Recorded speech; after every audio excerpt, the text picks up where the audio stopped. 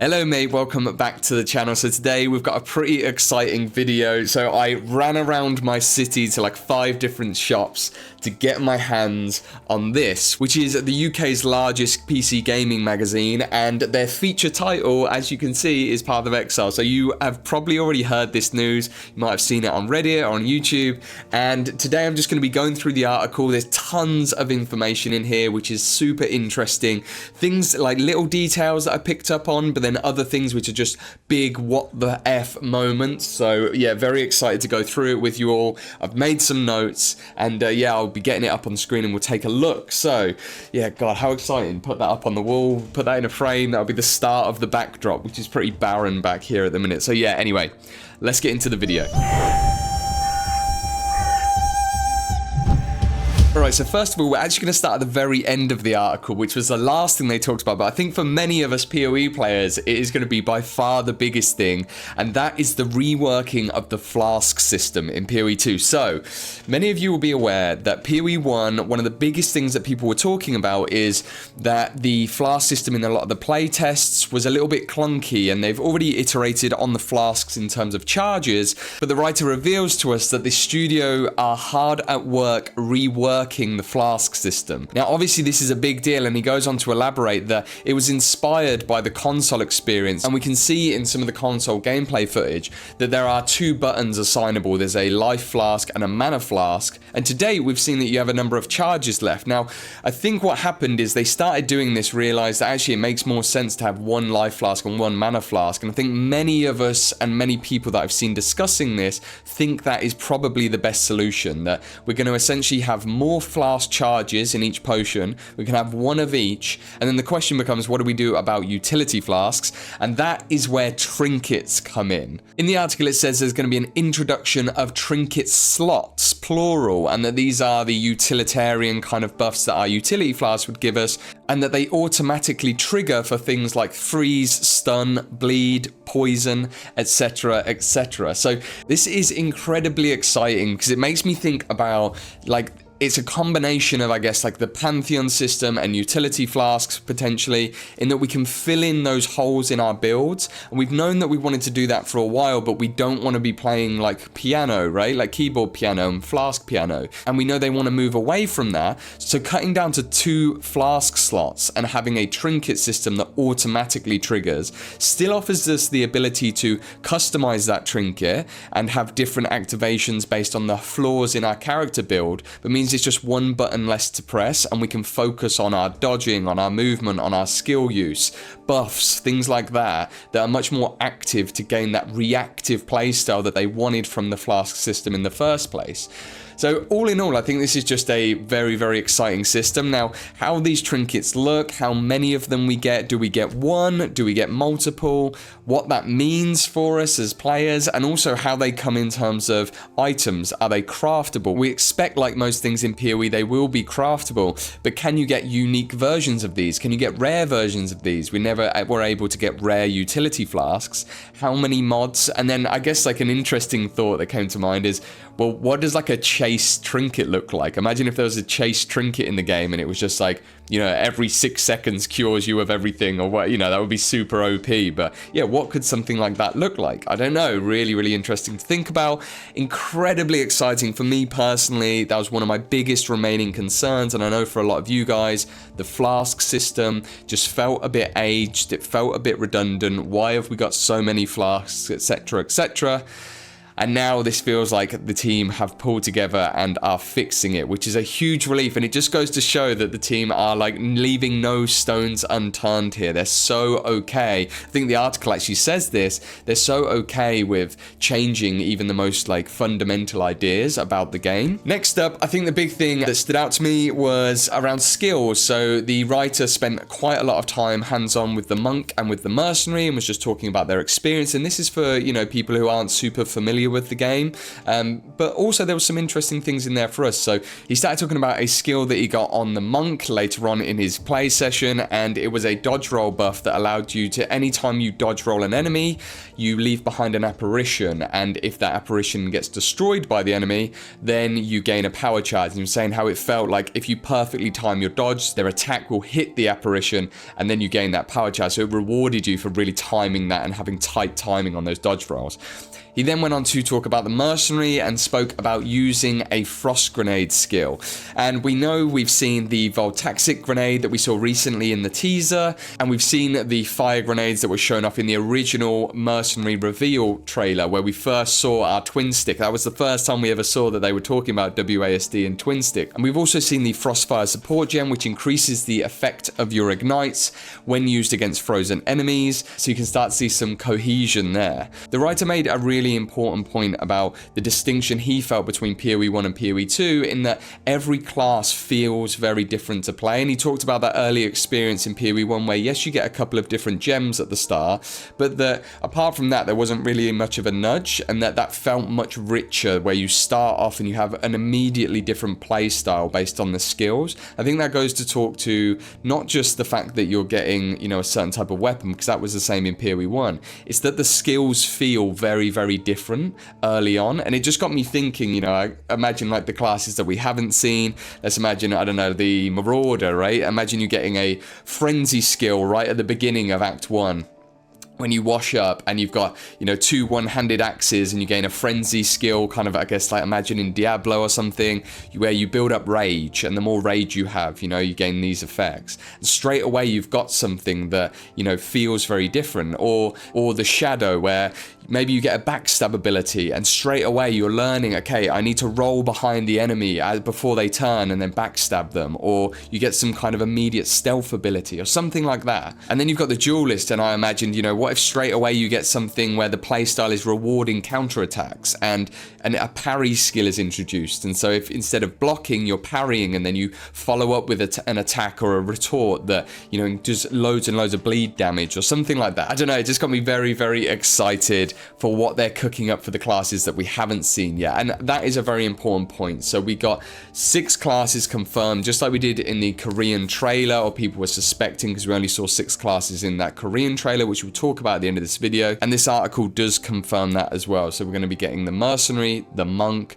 the witch, the sorceress, the warrior, and the ranger. So that means that we're going to have those 6 base classes, which means we've got 6 to gain over the course of, you know, the 6 to 12 month early access period, which is going to be very exciting. And the other thing that was confirmed, which perfectly brings us onto the story and act information that we got in the article, was that we will be getting those 3 acts at the start of early access. Now, we've all kind of discussed this or were aware of this, but now it's been confirmed that is the 3 acts that we're going to get, as well as a massive end game even in early access. Now, we don't know what that means, but we know that the studio have been focusing and turning their attention to endgame and what endgame is going to be available for us inside PoE 2's early access period.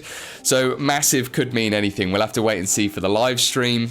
Very excited to find out. So before we go into the story stuff, which is very juicy, I want to talk about endgame a little bit and what else he talked about in the article. So he said that he was shown some footage of the endgame, and he said that it was noticeable and there was a clear reduction in like the zoom clearing speed element from PoE 1. The way Jonathan described it to him was, you know, the difference between a very fast attack character in PoE 1 would be attacking 50 times a second, whereas in PoE 2 they might be attacking 5 times a second. So that kind of gives you a little bit of a feel. But then the writer goes on to a conversation he had with Mark Roberts, where Mark was essentially boasting that he could get through the first sort of 3 acts in under 5 hours as a bit of a flex. So maybe that gives you a bit of an idea that a serious player like Mark, who's quite advanced in the game and knows what he's doing, you might be able to get through the act in, you know, 10 hours, something like that, which is a little bit longer than what we're used to, but at the same time I'm not mad about it, especially if the campaign is as high quality as we are expecting, the things we've seen. But also, we'll talk about in just a second, this article goes into that. So I guess the last thing that I wanted to talk about is they mentioned that they're bringing back Build of the Week, which was a community stable early on in the game's history. We've seen a little bit of it come back here and there. Every now and then there'll be a new Build of the Week, and more recently they've been a bit more on it.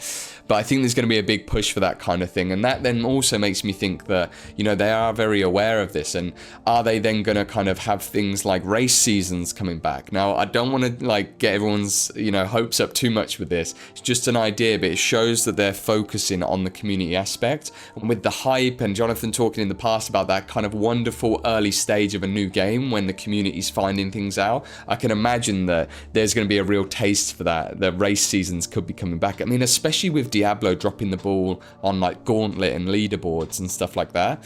Yeah, it could be a big opportunity with the way that the race season worked with points. All right, now let's look at the story stuff. So there's a few crazy confirmations here, and I just want to, for anyone that doesn't want any spoiler, like, you know, any story spoilers at all, this isn't like end game spoilers or, you know, like end of the story spoilers, but there's a couple of things in here which, you know, are going to be reveals. So if you want to avoid this stuff, then please skip to the next chapter.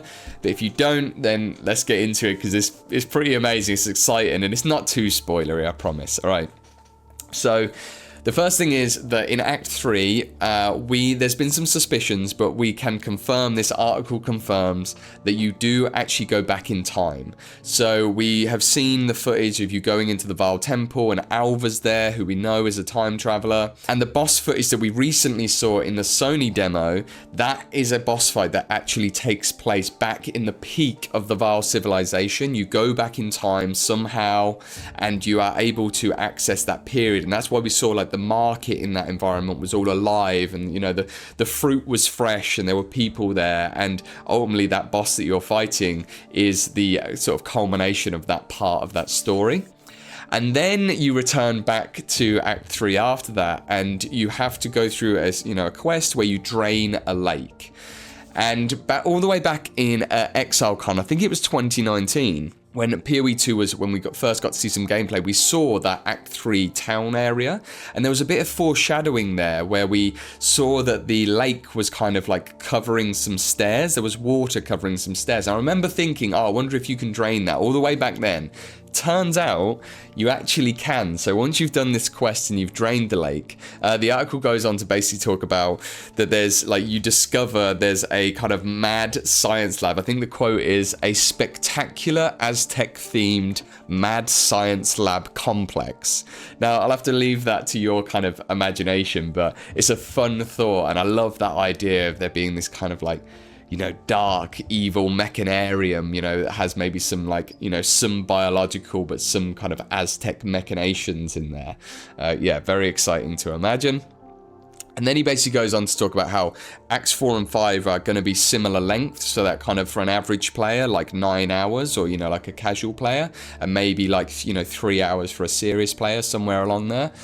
So Acts 4 and 5 are going to be that long, but then Act 6, which we'd already sort of heard a few times mumblings of, is going to be half the length of the rest of the acts. And that kind of feels good, because it's like you're getting to the end of it, you're probably thinking, right, I just want to get to endgame, and there's going to be some, what he describes as a very dramatic, action-packed sort of act, where there is a apocalyptic situation. So, you know, be that what it may, I'm very curious, especially with the artwork that we've seen, which we'll talk about in a second. You know, maybe we could be going into the beyond, or maybe we're fighting the beast or something. I don't know. So this leads me on to an interesting thing. I was recently going through the Gamescom early access date reveal trailer, and the one with Lumerius was like, you know, she's like, "Can you do it?" He's like, "I must." And there's this shot here, which is, you know, he's sort of like going through talking, he puts on the helm, and then the thing that I completely missed, and I don't know if you guys did, but, you know, you see the shadow on the wall in the lightning here. And as you can see, there's all these like tentacles and stuff coming off him that obviously we can't see on him. And this goes into a sort of a theory that people have been banding about, that maybe Lumerius ends up becoming, you know, he is like becoming the beast. Maybe, you know, the thing that we're, the seed of corruption is actually him, or planted in him somehow. And he is going to become this like corrupt beast. We don't know if that's going to be like so one of the things that I'd heard from Try and a few other people was maybe that they're trying to recreate the beast. But then maybe it's an entirely different thing where he's becoming some demon or something. It could be, we don't know where they're going to take it, but apparently it's apocalyptic is the quote from the article. So yeah, very excited to see what that means. All right, now I just want to talk about bosses, and there's a few different things that we've seen. So you can see from the article here, there is like a giant 3-headed Cerberus dog.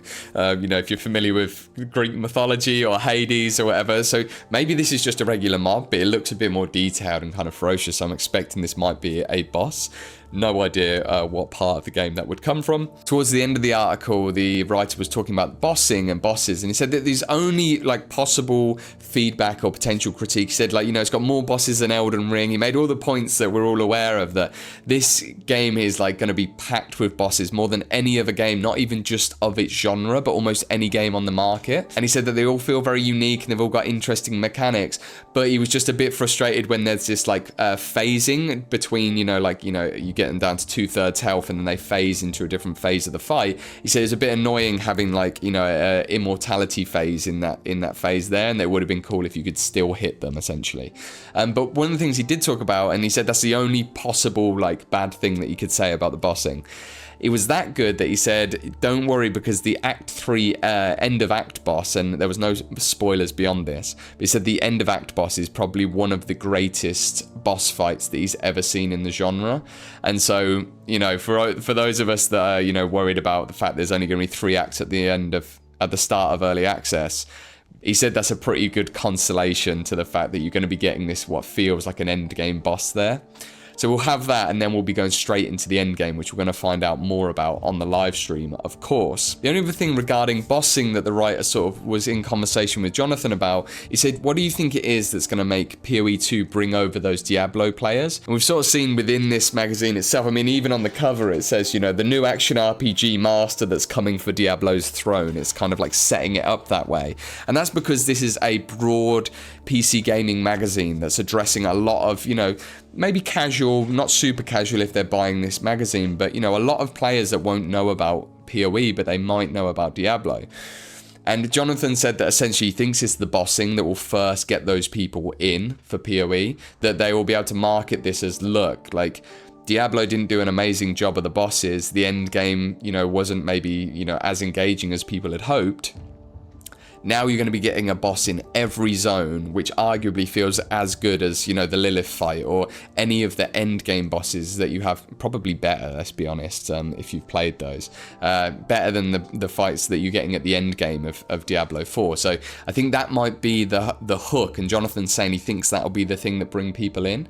And then from there, they'll discover the item system, the passive tree, the classes, the subclasses, or the ascendancies. He calls them subclasses. So while we're talking about ascendancies, let's just talk about the art here, because obviously we've seen this artwork. The cover artwork is kind of incredible, and here's an image of it without all the copy over the top of it. And yeah, it looks absolutely insane. I wonder what this means, because it doesn't exactly look like a base art type, because it's very thematic. It's got all this fire and skulls, and I think if they were trying to, just put across the witch as the base art, they wouldn't be doing that, because there's so much more to a witch than that. And so it seems like we might be getting some kind of potentially beyond Warlocky style, witch ascendancy. It could be a sorceress, but it doesn't look, with the skulls and stuff, it doesn't seem like that would likely be a sorceress class. Plus we've got things, more like fire elemental styles for the sorceress stuff. So with all that said, I mean, maybe we are going to get a Warlock. Obviously, on the channel, if you're not sure, we did a Warlock Ascendancy design. So we've been doing this whole Project 36 Ascendancy design series where we design every single, imaginary Ascendancy class for each of the 12 base classes. We're up to 22 now. We're going to be launching back into that straight after this video. But we did design a Warlock, and it was very Beyond themed, and the kind of background here does look a bit like Beyond-y. It's a bit hellish, a bit hellscapey. So I wonder how close we were potentially on the nose for that. So yeah, I'll put a link. I've got a link up here. You can just take a look at that if you want to. Pretty fun. I mean, Ghazzy took a look at it recently, and I think quite enjoyed it. I mean, he gave us a seal of approval. So who knows? Let me know if you think he's right or wrong. I like this guy. I like him. The way he's thought about these nodes is actually fucking spot on. I like this. I like this a lot. The video so far, really fucking well made. This was really cool. Like, really, really cool. Nice. One of the other things they covered, which was a bit of a tidbit, but they were talking about trading and essentially, you know, just saying that one of the biggest improvements that the writer had seen from POE 1 was the addition of the currency exchange market, and that is currently in the build, and he was saying how good that was. And then you've got the trading system, which they mentioned was a, you know, coming feature of potentially having an NPC in your hideout who is allowing you to trade items with other people. The fact that we'll be able to just go into our hideouts, put items up on the item market potentially and just trade that way, and, you know, have trades going off and get little notifications, hey, your thing's been sold, where you can just go in, check, maybe there's a little highlighted mark above them to say, hey, we've got something that's sold here. Just feels very, very quality of life. I think this is kind of just the general vibe. I know, like, I've probably just seemed like an excited puppy this whole time, and there's just something about, I don't know, there's something about, I think, one, just seeing, you know, the game that, like, I love, or, you know, the franchise that I love on a magazine, in a store, and running around my city trying to get this. But I think this article just summed up, again, like, okay, they've been, you know, they're frustrated with the architecture, the server meshing stuff, and they're, like, having to figure that out, and that's fine. That we've got the delay because of that. But just all of the things we're going to be getting with this, I mean, the fact that they're changing the Flask system again is just incredibly exciting. So this brings me on to probably the most unexpected and, like, crazy thing that was revealed in this article, which I was reading through. I was like, what? Like, what a crazy reveal that is. And I think maybe this was, like, supposed to be revealed by them somewhere else, but the print timing and the delay course just meant that they had to get this out. I don't know. But I'm going to read it word for word because this is kind of crazy. Okay. Act 3 introduces some new gameplay mechanics, letting you corrupt your equipped items with vile magic to perhaps open up gem slots in them. Okay, so we're thinking vile orbs, but you can open up gem slots in them, letting you tweak their stats further with special blood crystals.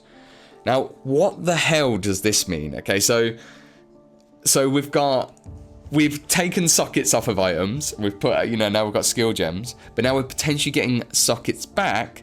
And is this kind of a way of us getting, you know, potentially, I'm not going to say runes, you know, because I'll pass out of excitement, but, you know, blood crystals. We can put blood crystals into these sockets and they let you change the stats. Now, what does that mean? So you put certain blood crystals in and then the affixes on the item get changed, or the base stats get changed? I don't know, there's so many ideas that could come from this, because it then opens up an idea. Something we talked about in our recent 4-part Delve rework was the idea of having abyssal jewelry that essentially didn't have a jewel in the rings or on the amulet, and you could place an abyssal jewel into that. And there was this idea of still having, like, sockets in our items somehow, and that now they've taken skill sockets off, it could open up this whole new way of doing things. And we had abyssal gems, and I'll put the link here and you can go watch that. As kind of like quite a fun, silly, wild idea in the last part of the series when we're talking about items and crafting. But now we know, we actually have a name for it, blood crystals, which sounds very Diablo, I will say, which I'm not mad about. Like, I love that kind of gore, and it's very vile.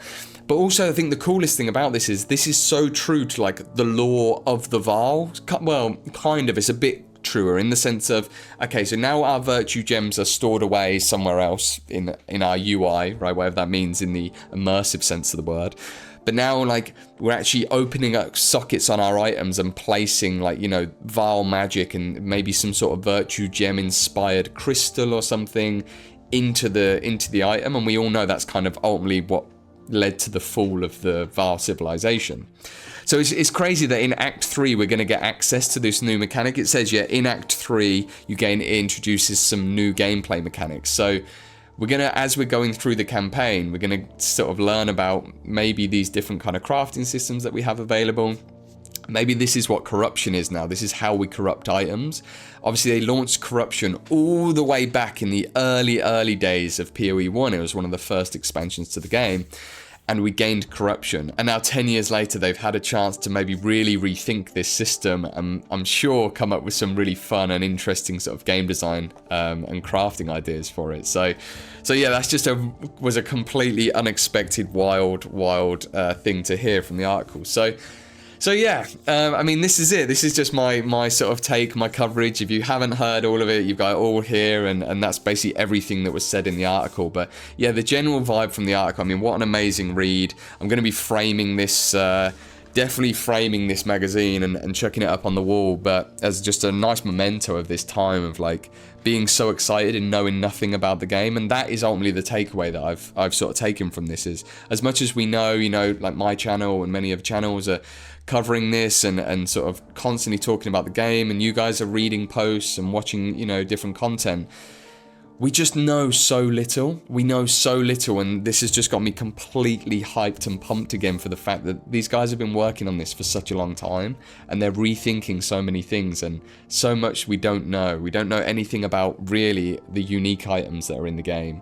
We don't even know how the campaign like finishes or works out, or, you know, what it means for our character. We don't know what endgame looks like, what the mapping system looks like.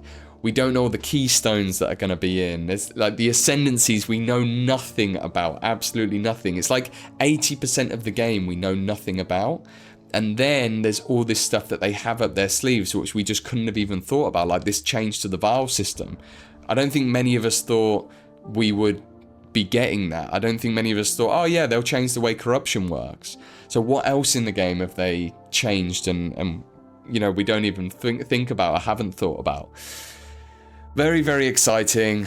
And then, just as a last thing, oh my god, and then we've got the whole, like, next 5 to 10 years of PoE, of like every year there's going to be new leagues, new expansions, and I'm sure they have a ton of ideas already on a big list somewhere in a document or on a whiteboard, which is so many mechanics and league ideas they want to expand on that are going to be, you know, wouldn't have even been possible in PoE 1, and what that then means for deepening these systems and yada yada yada. Anyway, I don't want to wax lyrical and be, you know, be embarrassing now. I don't want to embarrass myself here, guys, but yeah, as you can tell, I'm pretty pumped. I hope you are too. I hope we're all just getting gassed up, and it's making it much harder to wait, so I'm going to keep myself very busy and get back to doing these bloody ascendancies, alright?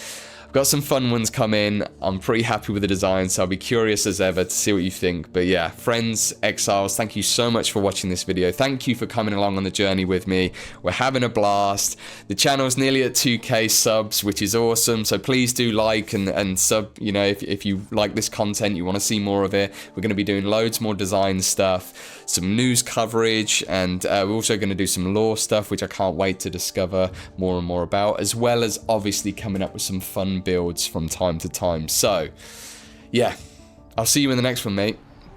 Ta-da.